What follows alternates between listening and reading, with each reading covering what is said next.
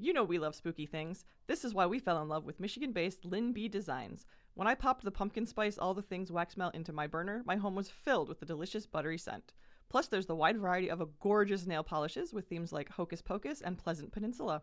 All products are vegan and cruelty-free, and you can find monthly sales on Facebook and Instagram at lynbdesigns. Head to lynbdesigns.store today.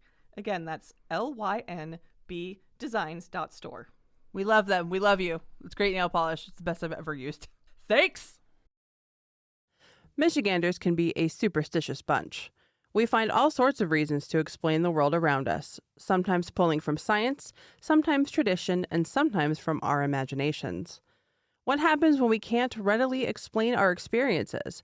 And what happens when a ghost story gets out of hand? Do these legends stem entirely from fantasy, or are people seeing things no one can truly explain? I'm Krista K. Coburn. And I'm Kay Gray. Welcome to Haunted Mitten.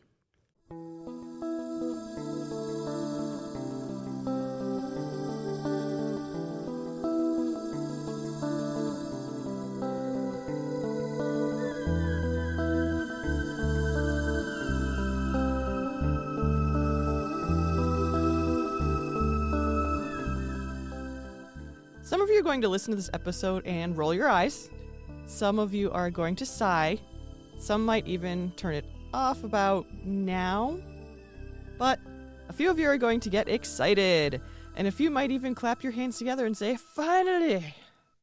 I hope that's some of you anyway. Then draw in a breath and exhale in both wonder and satisfaction. Okay, maybe not that last one, but some of you might like this one. We are talking about Bigfoot. Yeah, finally! Yeah, we've had a few people actually ask us about this. It's true. Yeah, so actually, it's actually kind of a long time coming because we have had multiple people talk to us about Bigfoot.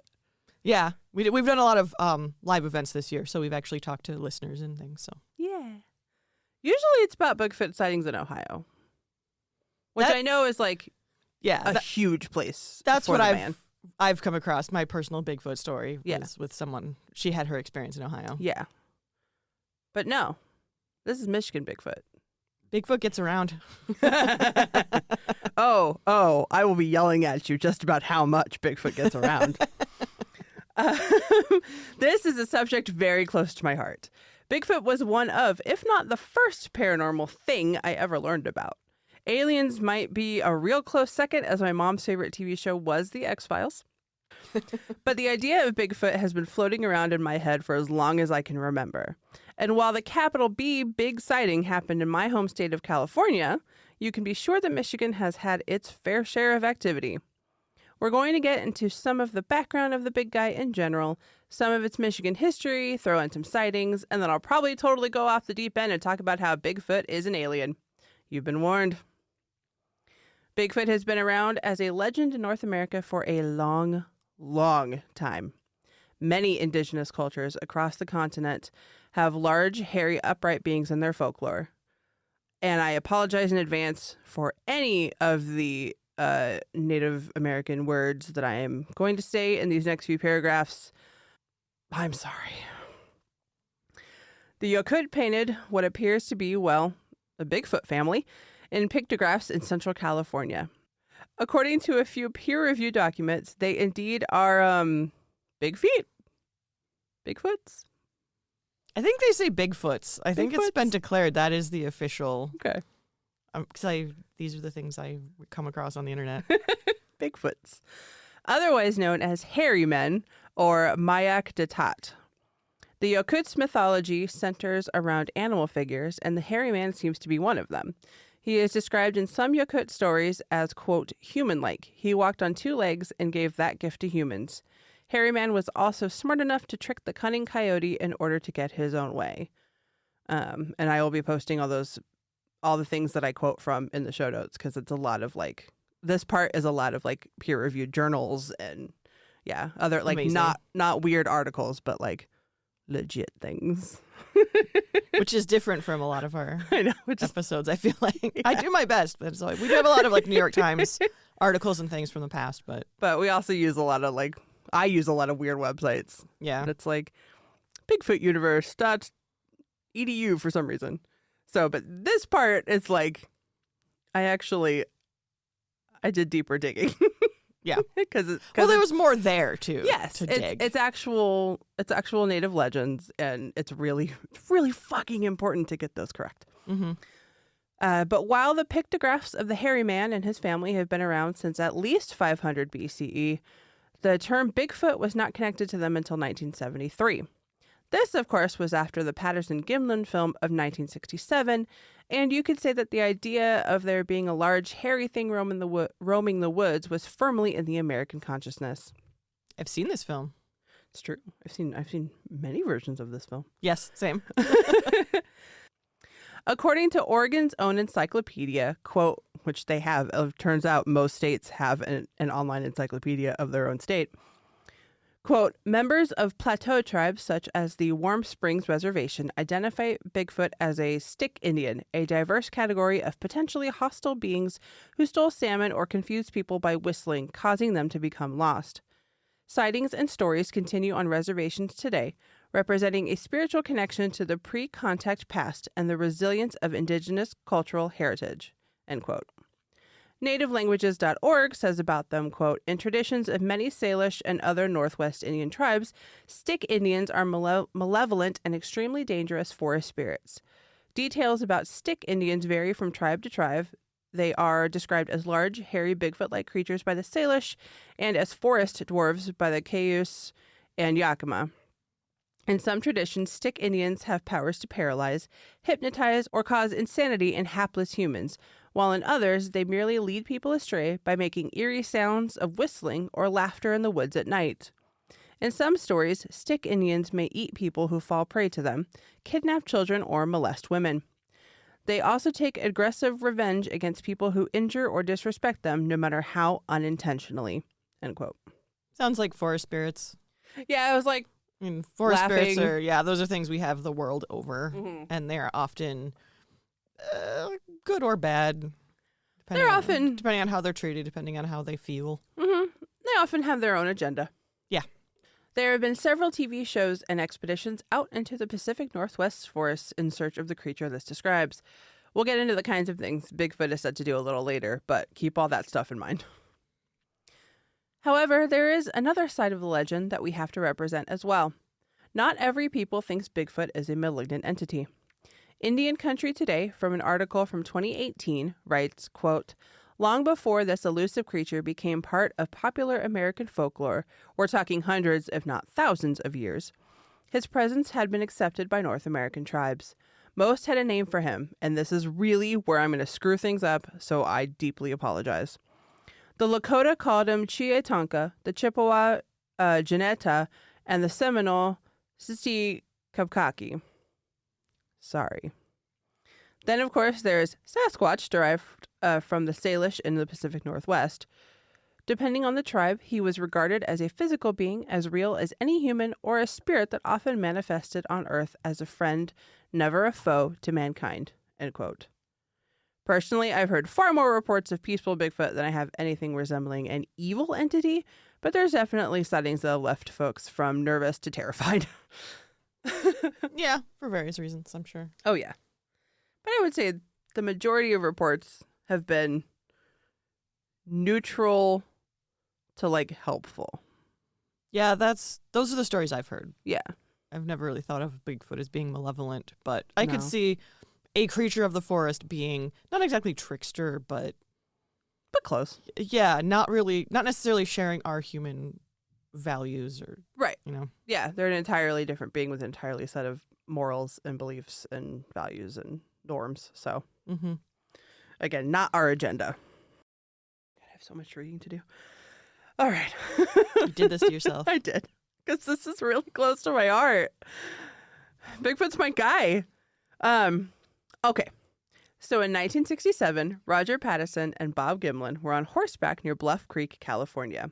It's up near the Redwoods and the border of Oregon, where the forests are numerous and the people are not so. Long story short, they came across this thing in the creek bed while out with the horses, and Patterson had to control his horse before hopping to the ground and getting out his camera. He told Gimlin to cover him as he ran forward to film the thing. And what he got is now famous. The creature, nicknamed Patty by enthusiasts, walks from one side of the frame to the other, lumbering along swinging its arms. The film is shaky at best, but several stabilized versions have been uploaded to the internet, and it's very clear that there is a large, hairy thing walking across the creek bed. And it's really, really cool.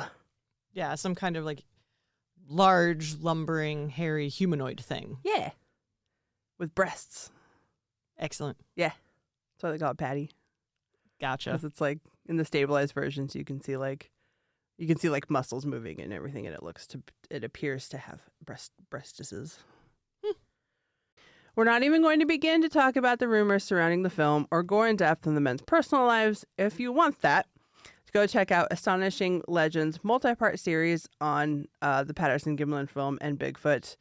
It's really good. This is just a little background info about why the guy is so famous. So if you would like to listen to a 6-part series on the Patterson-Gimlin film and all the stuff that surrounds that, go listen to Astonishing Legends. They're great. And you have stamina and perhaps a neurotypical brain. Like me! I have a very hard time with Astonishing Legends because it's so long. It's very long. It's really long. They go off on tangents. Yeah. And I'm just like, stop talking and get to the good stuff. And they just don't stop talking. Nope. They got a lot to say, man. And when you have like when you have tens of people available to do research for you, you're going to get a lot of shit you have to wade through. Well, I'm down with the info. It's when they start talking about other things that have nothing to do with the topic. Oh. And they go off topic for like 20 minutes. I just want to fast forward. I really love like the personalization of podcasts like that. So I'm totally down. I'm like, yeah, I will have a parasocial relationship with you, sure. Is it healthy? No.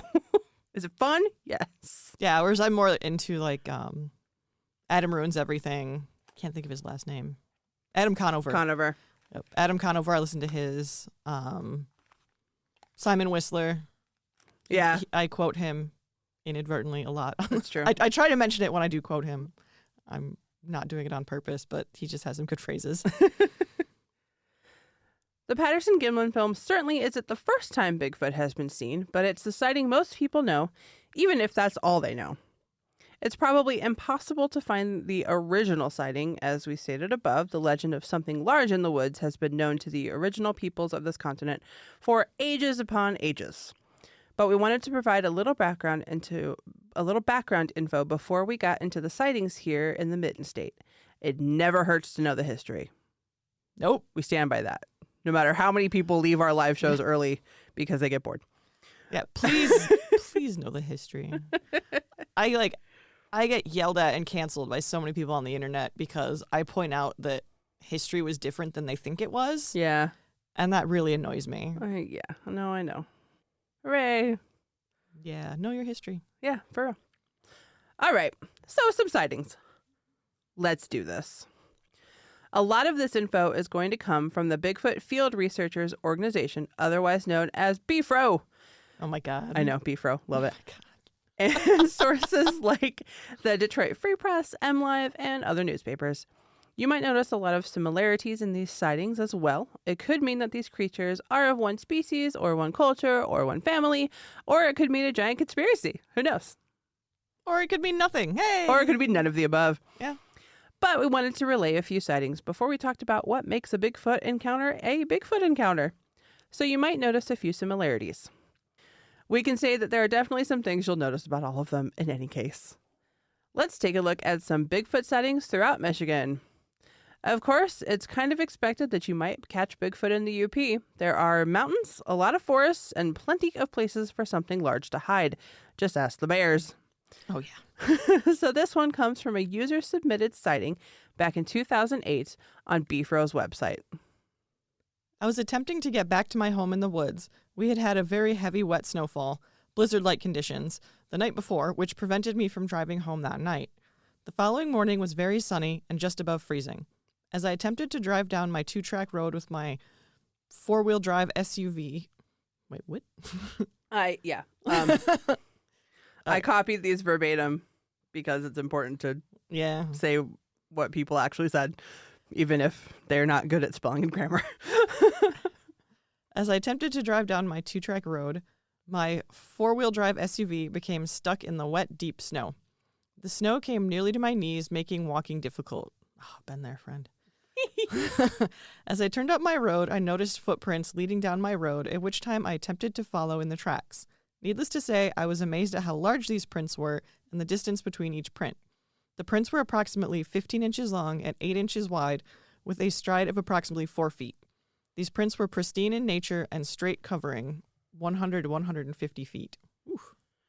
We're all familiar with how Bigfoot got its name, yes? It's those giant feet that people have seen the prints from across not just North America, but the entire world. It's a very common mark of possible Bigfoot presence. This report comes from near the town of Gwyn, close to M35 and just south of Marquette. So, lots and lots of trees. Oh, yes, so many trees. Beautiful. Lots of trees. It's gorgeous. Having driven through it, Mm-hmm. super gorgeous. It's just forest. Mm-hmm. All right, let's tell another story. It was opening morning of firearm deer season, November 15th, 2001, approximately 8:30 a.m. It was unusually warm for this time of year. I was sitting in my deer stand roughly a mile to a mile and a half away from my dad, who was also in his deer stand. It was really quiet and still that morning. There was a really musty, damp smell that rose in the air. Shortly after that, there was a scream that resembled a woman's scream, but not quite. That happened twice within a few minutes, made the hair on the back of my neck stand up. Shortly after that, the musty smell had left. Never seeing anything out of the ordinary, I stayed in my stand and finished out the morning hunt. Upon picking my dad up for lunch that day, he had asked me if I had heard the screams also. He described them to me the same way. No other sounds were heard that day. The very next morning, my brother, about 3 miles away, said he had heard the same noise. Never did find out what exactly it was. It was, however, like nothing I've ever heard before. This one is from the Keweenaw Peninsula at the very tip of the UP. Having been up there, I can say that not only is it breathtakingly beautiful, it's also very wooded and not very populated. But if those sightings from the UP are too distant for you, let's head downstate to some more populated areas. I have had more than one encounter with BF or something. The incident that I am going to describe here is just one of countless that I have had. It was late, midnight or so. I was camping in a swamp with a friend of mine. The campsite is on this stream, Bear Creek. Oh, thank you for calling it Creek. The campsite is on this stream, Bear Creek, is what we have always called it. There was a big bend in it right there and some of the only high ground in the immediate area. There were 2 huge old trees right there also. We had a small fire going and were sitting around it talking quietly. The night was normal in the sense of animal sounds and such. I heard it first, if I remember right. It was coming down the creek from the south. You could just make out the footfalls, though through this point, I should add, are many deer trails. The main one follows the creek, and there is one that comes in from east, which is woods/swamp. This spot was just one of many on the creek that had a major crossing point for deer. We have had more than one come through camp early in the AM and cross there. It came closer, about 30 yards or so, and that is when it went off. Points of note. I did have a 12 gauge with me, and this was the last time I took it out camping there again. We had knives also. It started to scream. How? Vocalize at us, and while it was doing this, it proceeded to tear up a tree. I could not locate exactly which tree it was, though, in the AM. It went on like this for some time. I grabbed up my gun and loaded it. My friend told me to quit freaking out and said he was going to talk to it, and did. He went into the woods about 10 feet or more beyond the campfire and stood out there. I could barely see him in the darkness. It was early spring at this time. This went on for a bit more, a few minutes or so, and then stopped. I heard nothing more, no movement, nothing. It just went away. We have tagged this thing with the name Monkey Beast, for that was our first thought that some strange monkey was out in the woods with us. This report is from the Kalamazoo area back in 1989. What I appreciate about Bifro, is that they send out investigators to talk to witnesses after the event has been reported.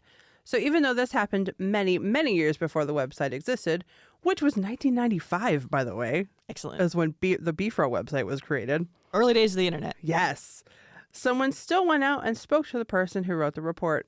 The follow-ups are below the original posting. It's just really nice to see some really real investigations, you know? Yeah. It's just really nice to see follow-up sometimes. Yeah. And this is, 1995 was a while ago. Yeah. Yes. I'm sure a number of our listeners weren't even alive back then. Oh, don't. No, don't say that. I realized that my own husband was only 5. Don't say that. I was in middle school. Yay.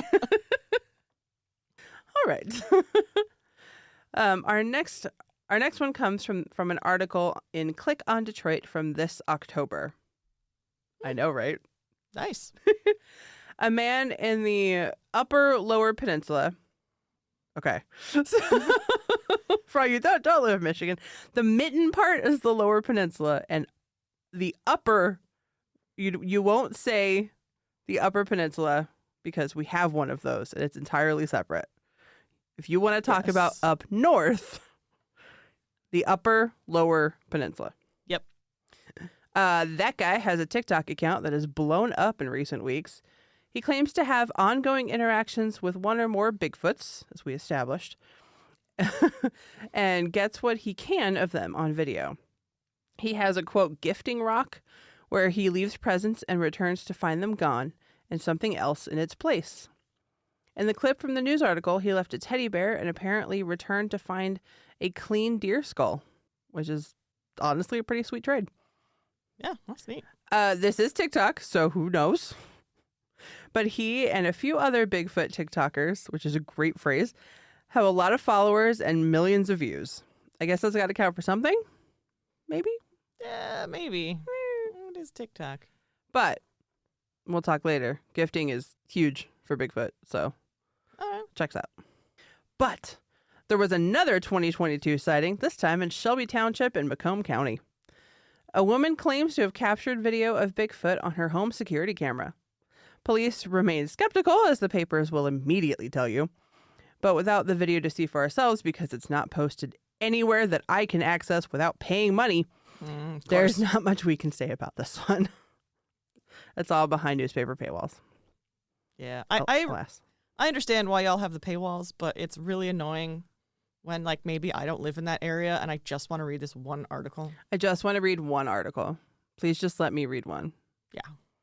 The newspapers that are like, you get like 2 free articles a month. Perfect. Love you. Yep. Let's see. So, maybe Bigfoot stepped into town for some Nutella. It would be very strange for a sighting to occur in a populated area like this because it's at that point, it's just nonstop city. But as we'll learn later, nothing seems to be out of the realm of possibility for the big guy. Yeah, that's interesting because Macomb is fairly populated. Yeah. It's a pretty big suburb. Yeah. Of Detroit. Per Shelby Township Police's press release on the matter, quote, on 6/18/2022 at approximately 0100 hours, our dispatchers received a phone call from a resident regarding a suspicious incident captured on her Ring camera. The call was a shadow or silhouette captured on her camera. Officers responded and checked the area with no findings. The area checked clear. The suspicious incident was later reported as a Bigfoot sighting per a scanner page on social media.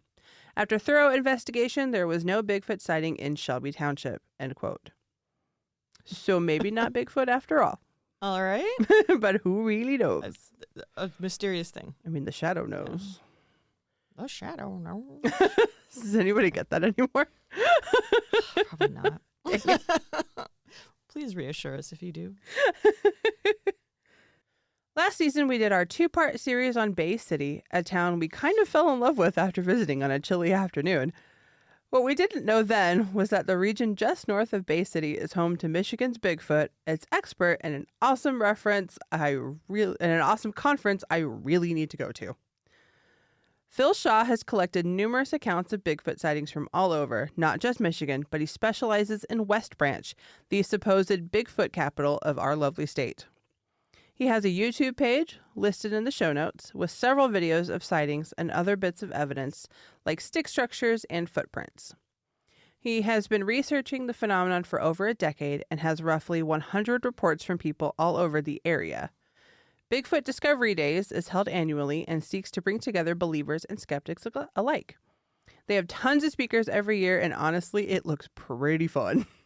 The link to the conference is in the show notes too. But what we didn't know then was just how many Bigfoot sightings have happened in the area. So, like, we were in Bigfoot Central. Didn't even know it. Not even a little Definitely wasn't in the book. bit. One man back in 2018 says he caught Bigfoot on his trail cam. Admittedly, it's an odd photo. It's one big eye taking up most of a face, and it's just off camera enough that that's all you can see. According to the Ogemaw County Herald, sorry, that's a county I've not heard of, quote, on the night of the incident, Gordy Williams said he was in the woods around 9:15 p.m. when he heard a loud screeching noise that he thought sounded like a tiger he heard back in Vietnam in 1969.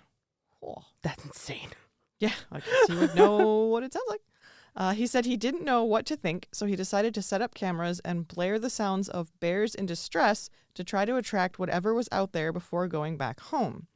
How does he have that recording? Oh, well. Williams said he returned to the scene about 5 days later to find the photo. He had no idea what the creature was, end quote. Yeah, I want to see this eyeball. Okay, hold on. Like, I've seen trail cams of supposed Bigfoot sightings, but I don't know that I've seen this one. This doesn't ring a bell. That's really weird. You know what that looks like? What? The Gill Man. Oh, fuck, it does. Oh, weird. Like, it really does. The creature from the Black Lagoon, if people don't know who the Gill Man is. Or Gilman. Mr. Gilman? Per my husband's play. Yes. Mr. Gilman. Yes. No, you're completely right. It does. And I would say it's just that suit, except for that eye looks really real.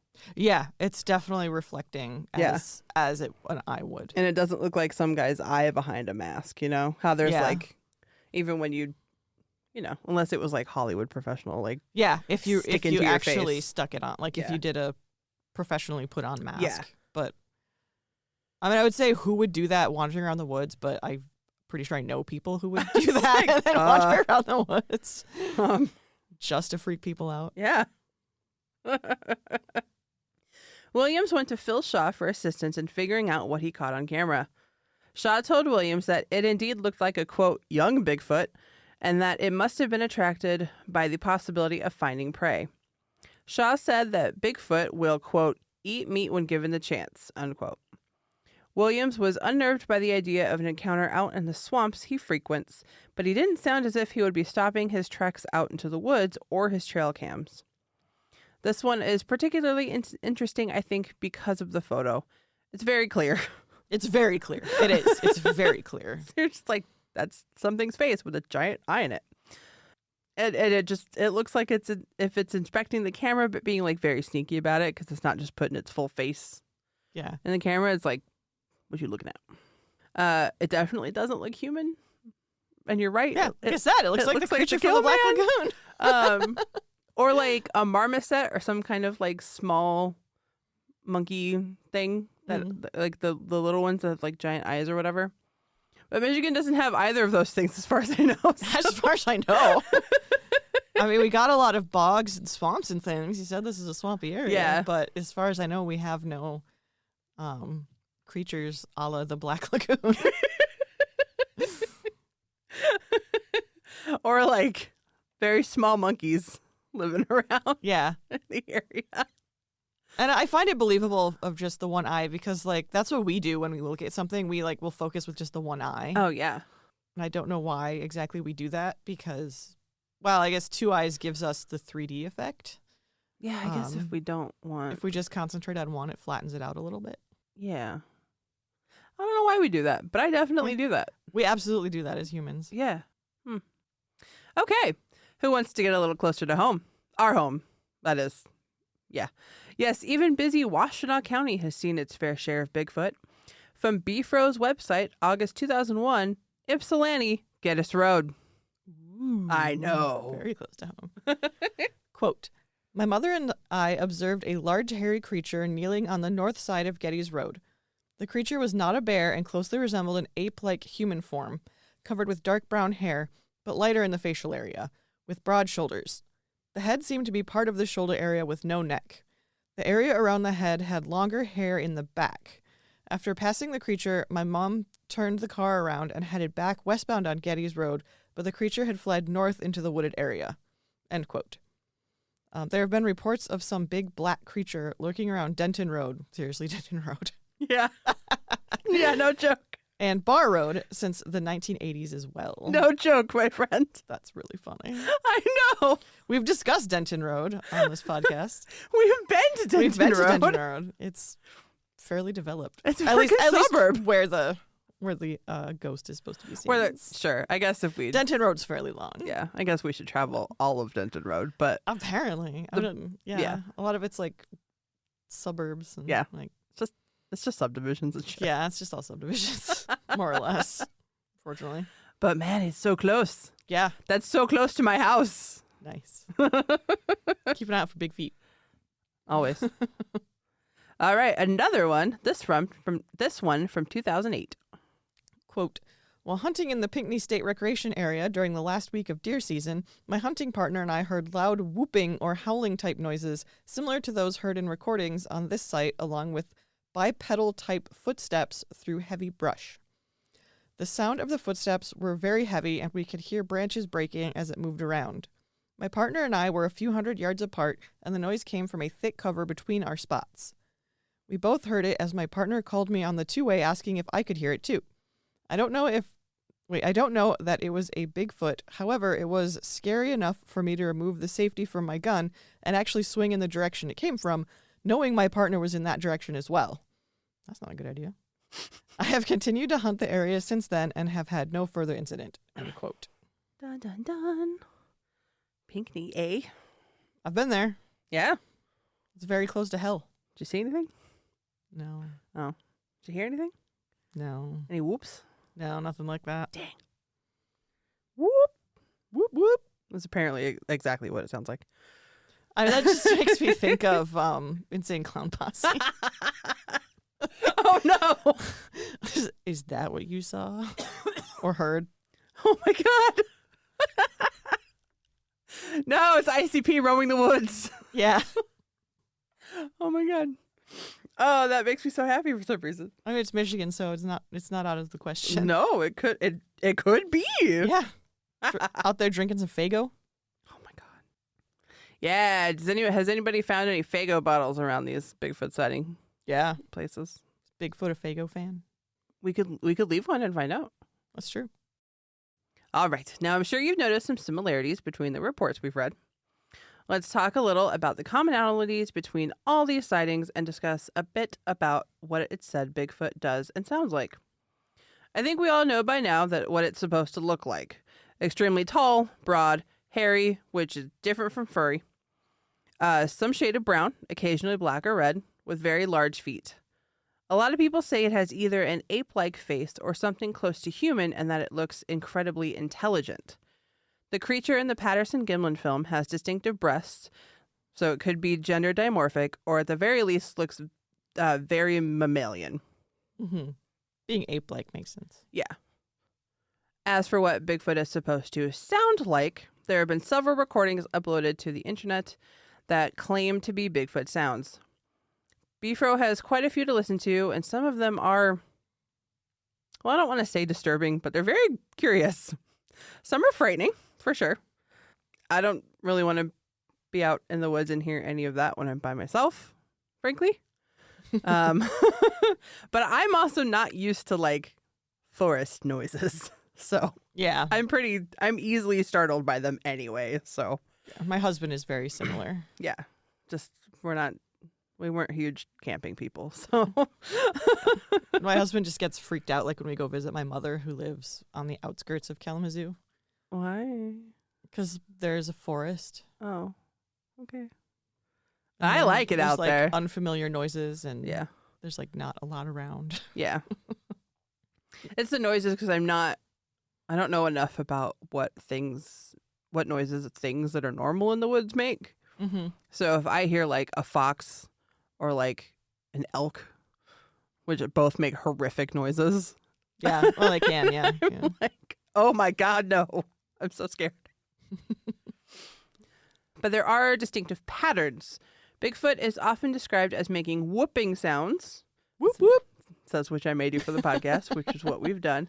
People have heard eerie howls that don't sound like coyotes or wolves and echo through the trees. And apparently, more recently, people have started hearing conversation-like sounds coming from far off. I listened to one encounter with a man who talks to whatever is in the woods, and it sounded like a conversation in some unknown language. It was pretty wild. Was he speaking English? He was speaking English. Okay, and he seemed to be getting intelligent responses. Yes. Okay.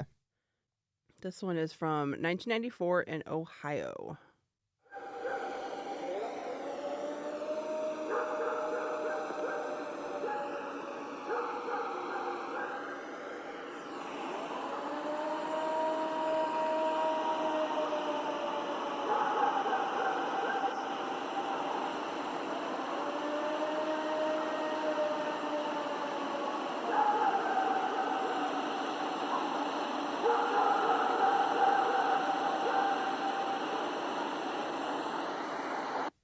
That's obviously a dog barking in the background. Yeah. It's weird because it sounds like a siren. It does. Very much so. Okay, let's see.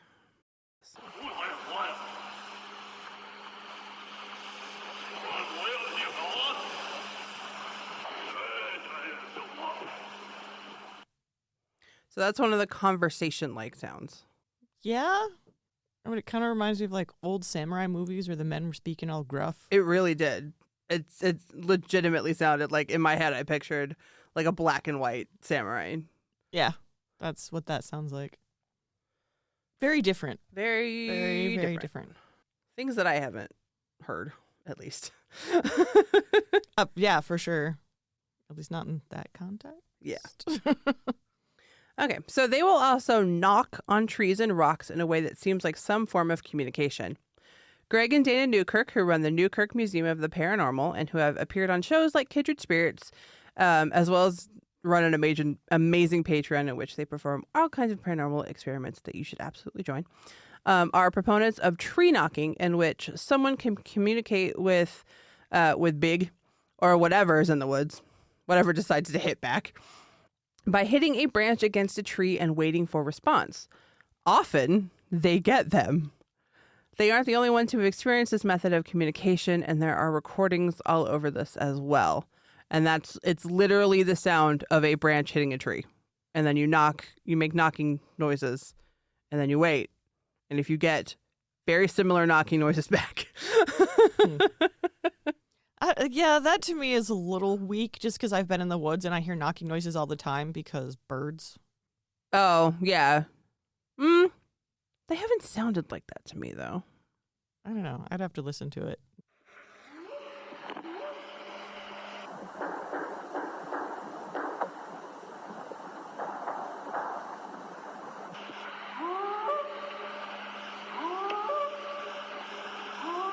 Is that the whoop? That was some whoops and some knocks from California in 1974. All of these, by the way, come from the Beefro website. Just to cover my butt. And then there's the general, this is a large creature walking through a dense forest noises that are, I admit, also kind of frightening at times. Large branches will be heard breaking, and Bigfoots seem to have no trouble stomping all over the underbrush to get where they are going. I'm fairly certain most animals in the woods try to remain kind of quiet, but not this guy. Although I am no expert, if that is not clear, and I don't hike often enough to know how animals really behave, this is all just my speculation. I feel like most animals are like trying to keep it on the down low because they're either hunting or prey. Yeah, I mean, I've definitely been in the woods and heard animals. Yeah. Not necessarily like large ones, but I haven't been up north too much where we would have more bear sightings and things like that. Like what bears sound like when they walk? I have no idea. And we could ask my mother. We can. Because they were camping in the Porcupine Mountains. I almost said Porkies, but Porcupine Mountains, just to make it more people who don't know. The Porkies. And they were out walking the dogs, hiking, and then came back to camp. Yeah. And there were bears at the camp. Yeah. And they had to hide in a bush because they didn't want the dogs going after the bears. Yeah. And I guess the bears were not necessarily trying to be quiet while raiding their campsite. No, that's true. Bears can be pretty loud. As somebody who has camped in California. Yeah. Bears don't give a fuck.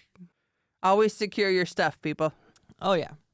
Hang that shit up in a tree, lock it in a box, except for the bears that got into our U-Haul one time. It's fine. Well, in Michigan, we have lots of animals with grabby hands that will go after your stuff. That's true. All right. It's commonly known that gorillas make nests, which is freaking adorable, I think. But it's also a prime example of their intelligence and usage of tools to aid their lives. But it is also speculated that Bigfoot makes tools and structures out of their environments as well. Stick structures, and that's capital stick, capital structures, have been found all over North America and other places, but we're kind of focused, and have been attributed to something other than humans. Now, yes, a lot of the photos I've seen look like trees that have just fallen over. And certainly bears can and do knock over things in search for food, as we said, or get into U-Hauls. But some of them look really intricate. Some are made up like teepees, are constructed with many poles meeting high up and creating almost a circle big enough to sit under. Some are tightly layered together in crisscross patterns. Some look like lean-tos, and occasionally some more pliable saplings are woven loosely into other branches. So it's wild. What makes people think these aren't actual human beings making these? As far as I have seen from like TV and the internet, because I've never been out Bigfoot Bigfoot investigating myself. I would love to, but that requires like a whole bunch of things like camping.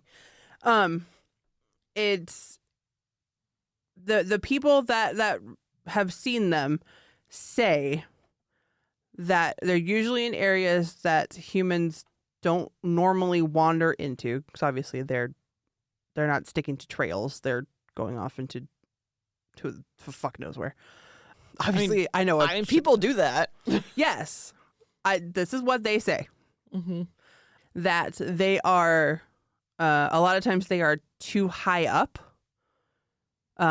or to the trees or whatever look too heavy for a human to have done whatever to, or that there have been they have also had other encounters with the whoops, the knocking, found footprints. There's something else to show that like a possible Bigfoot was in the area. Okay. For me, this is pretty weak evidence. I don't know. The pictures are pretty Just cool. because like there are people who still do go in the woods and make teepees and things like that. Oh, sure. Like native people. Some there's, it's all speculation and theory. Mm-hmm. Some of the stick formations look seriously cool. And some are intricate and even artistic. I will try to remember to post some pictures to social media when this comes out. If I have not remembered, listeners, by the time this comes out, you tell me. You remind me. Comment on Discord or literally Twitter. anywhere. Not TikTok, though. We're not on there. Oh, no. Oh, yeah. No, we get that a lot. And no, that's Mitten Mysteries. If anyone is curious, I finally figured it out. Yep. Somebody finally showed me the page. It is Mitten Mysteries. That is TikTok. We do not. Nope. We do not do the TikTok. We're not good at that. I only mostly do Facebook. A lot of people message us on Facebook, and I do get them. Which is great because I don't touch Facebook fairly quickly. except for the Newkirk's Paranormal Museum stuff. So, woo. Okay, now the fun part. Now the really, really, really fun part. What the hell is Bigfoot? I have been reading some wild books and articles that have some equally wild theories. And please take the words books and articles in the loosest of definitions sometimes. They're technically... It was published. You can publish anything. Correct. Speaking from experience. Literally publish anything. That was my tablet falling over. No, we're just getting really excited. But without these, I'd be missing out on a chunk of Bigfoot lore if I didn't at least touch on the theories. My YouTube recommendations are fucked now, by the way. It's great. It's just a bunch of like paranoid white guys trying to sell me apocalypse items and like survival things. It's great. And talking to me about like angel conspiracy theories and stuff. It's pretty fun. Wow. All right. So, number 1, Bigfoot is a Nephilim, the child of a fallen angel and a human, as apparently laid out in Genesis. I am no longer a biblical scholar and have forgotten basically everything I learned in my many years. This one I remember. Of Bible training. Websites tell me this is around Genesis 6:4, and you know what? I'm just going to believe them. And you say so it's fine. I mean, I can't say it's Genesis 6:4, but... whatever. Yeah. We don't believe in this part of the podcast. We don't give a fuck about sources, okay? We don't give a fuck. Yeah, that is a biblical thing, though, Yes. Now, there are a few books on this theory specifically, which I did not read because I couldn't find ebooks of them, and I'm absolutely not spending $35 on this. Sorry, listeners. We don't make enough money on Patreon yet. No. I will read those books if you pay us more money. I will pay the money for those. I will read them, and I will give a full fucking report. And it'll be great. You can tell she's excited because of all the F-bombs she's dropping. I know. I'm so sorry. I'm sorry, Connor's mom. Anyway, fallen angels and humans had some really fun times and created giants, which the Bigfoots are believed to be the further descendants of, or in some cases are the giants themselves. Both Astonishing Legends and Last Podcast on the Left tackle the theory that giants used to roam the earth. They do it with various scientific and folkloric analysis, and aren't like insane like this. This all tracks for me, having studied a lot of folklore and Bible stuff. Yeah. So go listen to them for like actual details on supposed giants that roam the earth. Yeah. It's a legit theory. Yes. Legit is a strong word. So Bigfoot is actually half angel or some kind of angel, and that's why we never have solid proof of its existence, I guess. There's one guy on Quora who thinks Bigfoot itself doesn't exist, and people have just seen giants covering themselves in furs to try to hide from humanity, which they are terrified of. And also that's why it seems like why they seem to have supernatural powers like teleporting and shapeshifting. Mm-hmm. Yes. Bigfoot can do both of those things. I didn't think the giants could teleport or shapeshift. But I mean, if they're descended from angels, though, why not? They're also descended from man. Yeah, but you know, who says the humans have the super dominant genes? I mean, I don't know that angels can change their form either. Yeah, why not? Why can't humans change their form? Well, because we were made in one image. Allegedly. Look, man, again, I just said earlier that I don't remember any of the Bible stuff that I studied really hard when I was younger. So. I remember the fun stuff like this. No, I just learned all the all the angels fun came stuff. down to Earth and were like, human women are hot. Let's get with that. And then they made demons. Yeah, and by demons I mean monsters. Right. See, that wasn't really in the stuff that we studied. So that's boring. We didn't study that stuff. That's a shame.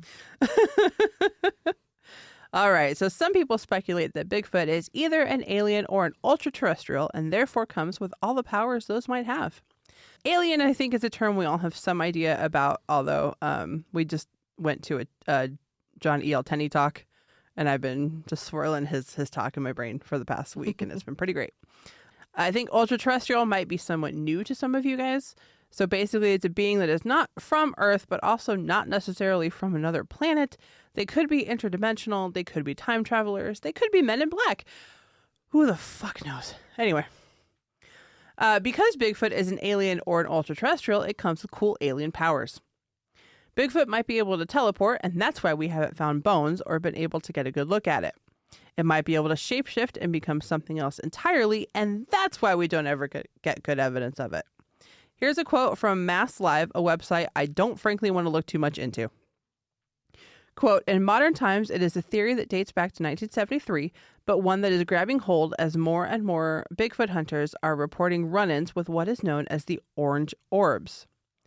Those are fast-moving lights that one may think are alien in nature, but seen in areas associated with Bigfoot.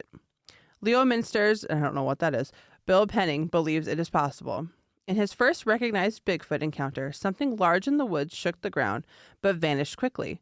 In addition, he found a set of tracks that seemed to indicate something appeared behind a running deer very quickly, caught the deer, and then disappeared because both sets of tracks ended at that point.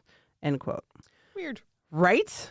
And like, so many people have reported the orange orbs around a Bigfoot encounter when they like see the guy. And it isn't like fairy lights. I mean, who knows? They just are there when Bigfoot's there. Because we've already talked about Bigfoot being near a swamp. Yeah. So, yeah. Could be swamp lights. The shape-shifting thing also harkens back to some of the myths from some native cultures as well.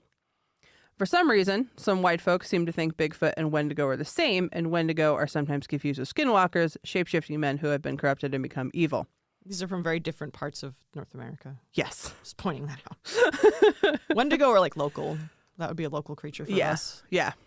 Skinwalker is more the Utah-ish area.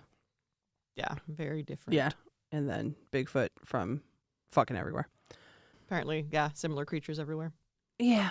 But unfortunately, I would say the majority of the sites that I found that were talking about Bigfoot shapeshifting were like, oh, Bigfoot is a Wendigo or a skinwalker. But did we already say that like this region has like a separate Bigfoot story? Because I know the Wendigo stories pretty well. Yes. Be careful when you're alone in winter. Yep. You really should. Okay, so the source of the English word Wendigo is the Ojibwe word, and I'm going to screw this up too, with indigo. So at least we're in the right region of the U.S., I guess, for that part. Like you said, Yeah. It's a local thing. It's a local one. However, the Wendigo, at least in Ojibwe legend, does not look like our modern idea of a Bigfoot. No. It's perpetually starving, real thin, and grotesque. Bigfoot seems like it would give really nice hugs. So there's that. Otherwise, there is a lot of research to do on different native legends, Bigfoot, and shapeshifters, and I just don't have the time for that right now. Mm-hmm. So we'll just leave that be. But just know that all the websites that are like, oh, Bigfoot and Wendigo and skinwalkers are all the same. No, they all look completely different and come from completely different origins. So yeah, if I can disprove something by a quick Google search, I feel like it's pretty weak. That's the thing, though. That is the quick Google search. That's just It was harder to find all the origins of the legends and compare them to each other and be like, no, these are not the same. Like, hairy man is its own thing. Mm-hmm. Skinwalkers, I even hate saying the name, man. I'm terrified. If there's one paranormal creature that I'm scared of, it's that. I'm pretty scared of the Wendigo too. And the Wendigo, yeah. I'm less familiar with that though, so I'm not super afraid of it yet. Skinwalker's closer. They eat you and I know. turn you into themselves. I know. There's a few different things surrounding Yeah. But like they are all three very different things. Very different things. And it's like, no, you can't just lump a bunch of native legends and folklore into one lump and be like, look, that's Bigfoot. Well, I feel like the ultimate of white people don't understand native legends is naming the street by my brother Wendigo. Oh my God. I don't want to live on that street. No. It's like, oh, cool, let's name this street Flesh Eater. I want to live on Flesh Eater. Oh my God. Cannibal Road. Let's go. I would rather live on Cannibal Road. In fact, that sounds pretty fucking great. Yeah, I don't want to live on any of those. Cool. Yeah, now I think of that whenever I go visit my brother and his family. Great. Cool. Great. Thanks, white people. Yeah, I was like, whose idea was this? Dear Lord. Doing the bare minimum again. Yep. I mean, That's it sounds like a pretty word, but it is not a pretty creature. It is a flesh eater. It eats people. All right. Nick Redfern's book, Shapeshifters, Morphing Monsters and Changing Cryptids, tells 3 tales of a shape-shifting Bigfoot out in Texas in which the creature either transforms from some other kind of animal into Bigfoot or vice versa. It was accompanied all 3 times by the mysterious tennis ball-shaped lights I described earlier. And in 1977, Bigfoot turned into one of those balls of light as soon as it knew that it had been spotted. So you know what? It's all connected, and Bigfoot could be anything in the world. Yeah, it sounds like people are just taking different things and all just connecting them together and saying it's this one thing when they aren't necessarily connected. Like, nothing here is really said to me like, oh, yeah, that's very definitely connected. Except, like, maybe the smell, just because stinky animal. Oh, maybe. I think I most associate the smell with the Florida skunk ape, which could be another kind of Bigfoot. And it's just smellier because it's in Florida and it's always hot there. I don't know. There's a few of these personal stories we've talked about have mentioned the smell. Yeah. I mean, yeah, if you live in the woods, you're gonna. Yeah, animals smell. Animals smell. That's just what happens. That Animals is just smell. a fact. That's why people give their dogs baths, because animals smell. Because animals smell. Like mine right now. Okay. And I have to read this account from a radio station website, Banana 1015, just because I have to.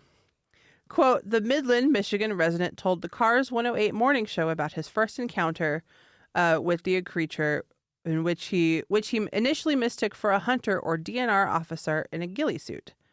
I seen him first, said Padilla. He further explained that he still thought it was a hunter and continued to approach it until he and the majestic beast were face to face. His eyes were so red they was full of blood, like a man on his deathbed. Because you know how people's eyes turn red when they're about to die, right?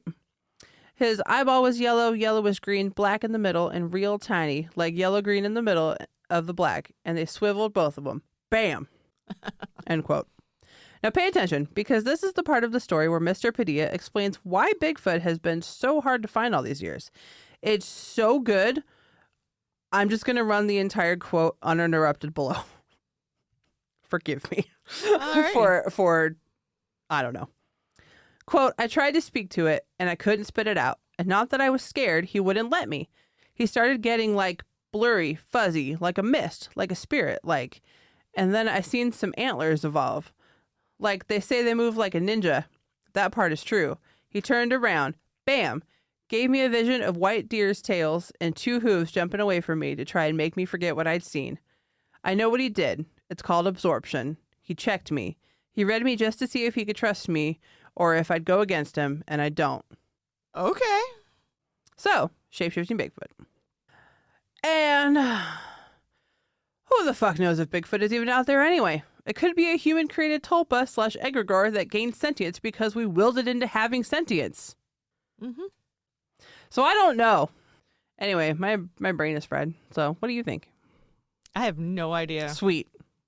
I always thought, like, yeah, there could be something. I mean, humans just discovered a new owl. I know. Like, we are finding things constantly. This is why I love, like, cryptozoology, because there's still like animals out there that are not just like tiny insects that we would never see, right? But like a freaking owl. Yeah, they're still out there. And I think that's something people don't appreciate about the Americas in general is that there's a lot of empty land, empty of humans. Yeah, like. There's so much out there that we just don't have anything to do with that there could be all kinds of things out there that we don't know. Yeah. Like Europe is pretty well populated. Yes. Populated and explored because it's... Yeah. Yeah. It's been that way for way longer than... Yeah. It's also smaller. Yeah, it's smaller. More densely populated. But Canada... Very little of Canada is populated. Oh, yeah. Very, very, very, very little. It's like the border, and that's it. I mean, there are even large swaths of California that aren't populated. Yes. And that's like one of the most populated states. Right. There are more people living in California than in the entire country of Canada. Yep. So, yeah. And like we said, the UP, lots and lots and lots of forest. And the UP is not an island. It is connected to other pieces of land, hence peninsula. So do you fall more on the cryptid side or like the paranormal side? I would say cryptid because there is absolutely nothing that has shown me that Bigfoot's paranormal. Okay. It seems to be people just spouting stuff. Sure. I'm definitely on the paranormal side. I used to be firmly on the scientific side. It was just an animal out there that we just haven't discovered yet, i.e. the owl. Or when I say we, let me rephrase and say that the universal we, Western society. Well, because people ask like me. modern people. Yeah. Well, people ask me all the time. I have an I Heart Cryptozoology pin on my lanyard at work. And people ask me all the time what it is. And I say, well, it is the study of hidden animals. And then they're like, what? Yeah. What does that mean? Hidden animals. What does that mean?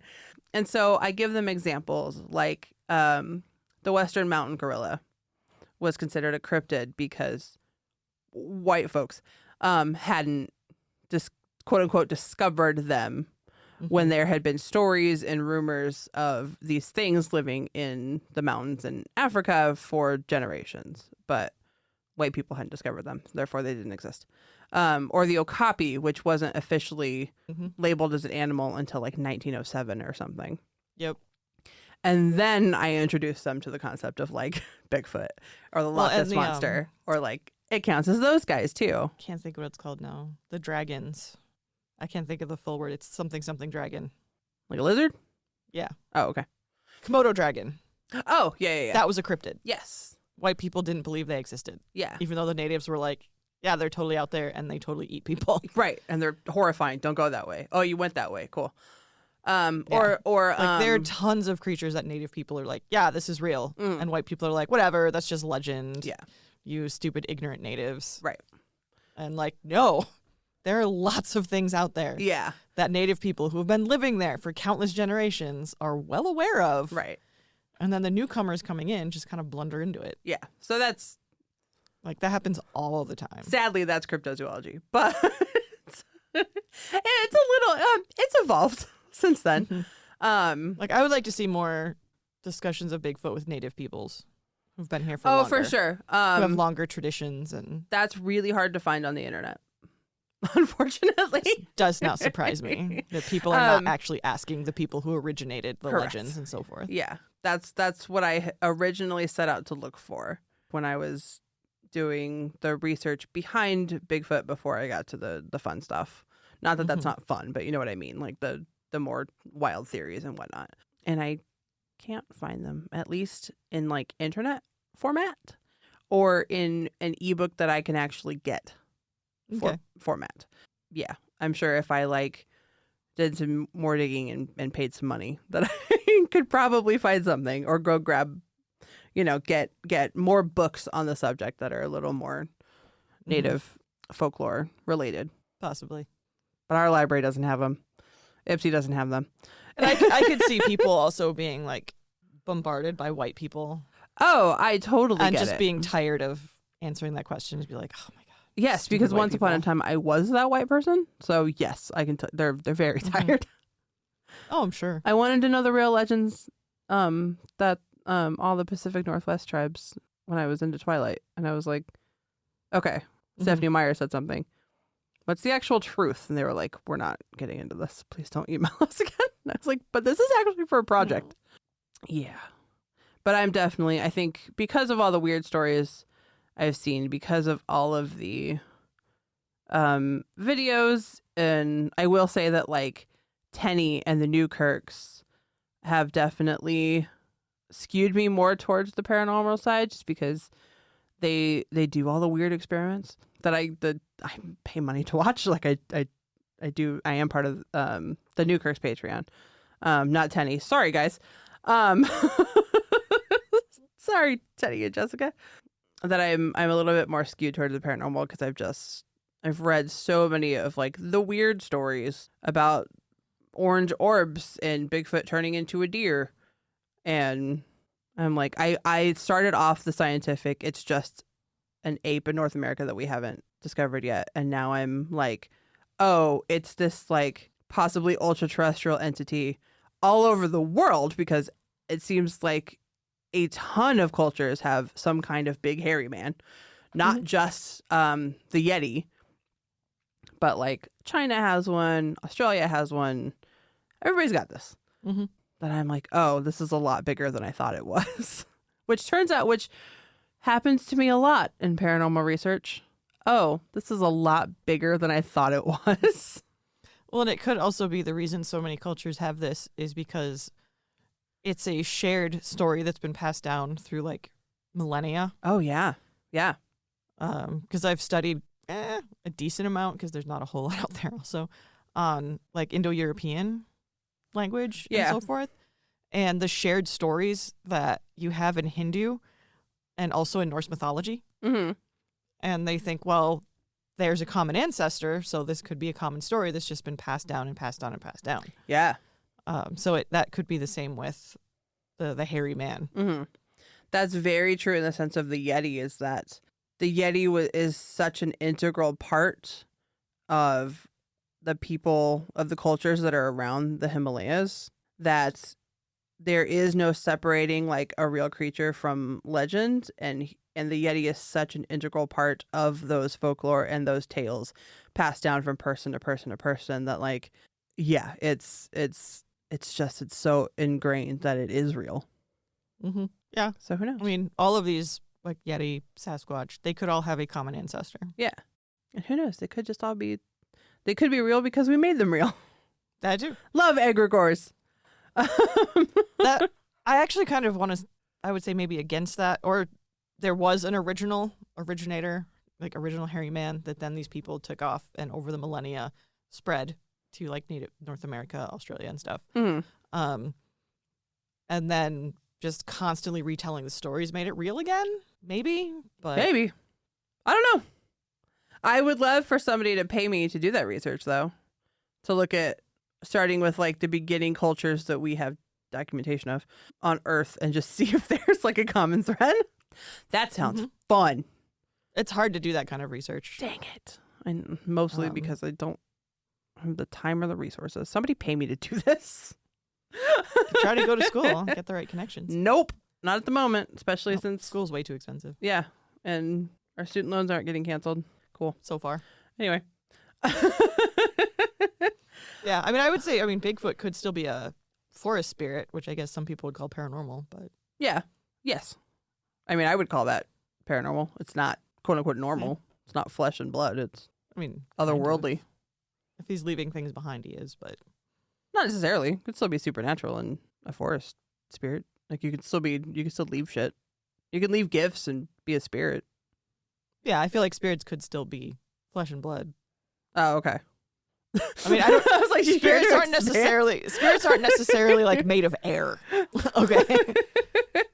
Like they can manifest as real things. I don't think all spirits are like Shakespeare. No, I don't think that either, but spirit to me implies ethereal. It connotes to me ethereal. What do you mean by ethereal? Like made of air? Not solid. Just not solid. Not necessarily made of air, but just not. Yeah, because like forest spirits not solid. Are solid things. Like they're creatures, like gnomes and brownies and dwarves are more of like mountain. I guess it depends what culture you come from. Another thing I could devote brain space to. Take that work. Because like I feel like if you're leaving food offerings, yeah, there's got to be a body there somewhere. Oh, sure, maybe, I guess. I don't think necessarily. You can still enjoy gifts. What if they're eating it and drinking it? Yeah, that doesn't mean that you have to have a body to me. Yeah, it does to me. Because otherwise, how are you eating it? Where's it going? Away. I don't have to. I know. That's the difference, though. It's like, I don't have to, like, for me, like, that's a perfectly, either one of these is a perfectly fine answer. Like, I don't, I'm like, whatever, that's fine.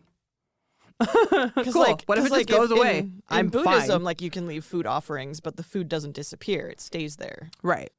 I mean, basically the same for, like, witchcraft. Yeah. And then you have to find something to do with that afterwards, and that totally depends on your practice. But if it like actually disappears, like something actually devours it. Yeah. I feel like there has to be some kind of physical aspect, at least to pick it up and take it. But I don't think there has to be there has to be a physical aspect, but I don't think it has to be like a solid flesh and blood.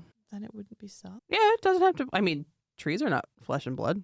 No, but they're real and they're solid. A sentient tree could pick it up. Sentient. What if Bigfoot is a sentient tree? Could be like a tree spirit, like a nymph. Bigfoot as a nymph is a wonderful mental image for me. That's adorable. Because he's like leaping around and being all coy and graceful and ballerina-like, because I get all of my shit from pop culture. And that's an adorable image. And because we have 5 minutes left to record, one we're going to end on. It's true. Okay, so thankfully, that's all we have for this episode. Or not thankfully. I would like to talk about this for ages. You can find me anywhere at K Gray Writes and Krista at Krista K Coburn. as well as Haunted Mitten itself by that name pretty much everywhere. Again, not TikTok, but we'll work on it, okay? Yeah. Only 3 places. They're Yeah. Tumblr's back, but we're not doing Tumblr. Oh my God, I'm doing a Tumblr. All right, if you want to do Tumblr. I'm doing a Tumblr. Oh my God, Tumblr's back. Oh, I'm so excited. There goes the rest of my off time. Yeah, Facebook and Instagram, I do monitor. It's probably not the best way to get a hold of us, but you can. Twitter, I monitor because I'm on Twitter all the freaking time. So Yeah. I check that. We also have a Patreon, which you should absolutely contribute to so I can do more crazy Bigfoot research. On our Patreon, I do true crime, Krista reads stories, and we post our live show recordings there. And it's just $1. You get all that and access to our Discord. It's true. And we have a website, hauntedmitten.com. We do. And one day, hopefully soon, I will be connecting our merch store to it because the people that had our merch store were dumb. It's well, not dumb, stupid. They were stupid. Anybody who's tried to own a website understands our struggles, I think. Yeah, like so stupid. So it's out there. You could probably Google it. Yep. But you can no longer go to hauntedmitten.store because it won't get you anywhere. All right. That's it. Is that it? I think that might be it. I don't know. Happy haunting or something. I'm going to go take a nap.